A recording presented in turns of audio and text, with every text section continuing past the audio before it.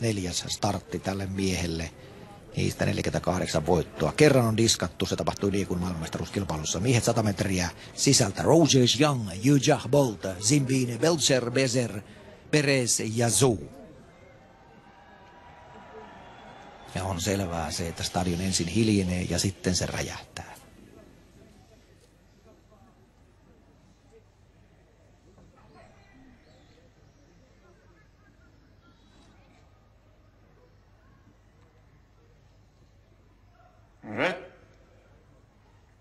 Ja lähtö on tärkeä hetki. Sieltä lähdetään tulisesti liikkeelle. Bolt jää aika paljon lähdössä. Hänen vierellään vasemmalla tavallaan Zimbine tulee hyvin. Hyvin tulee myöskin Gigi Nujuja. Nyt lähtee Bolt tulemaan ja Bolt rynnii voittoon ja menee voittoon.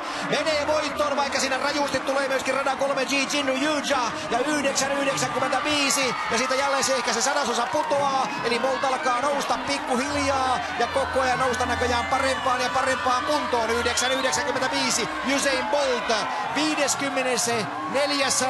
finaali. 49. voitto.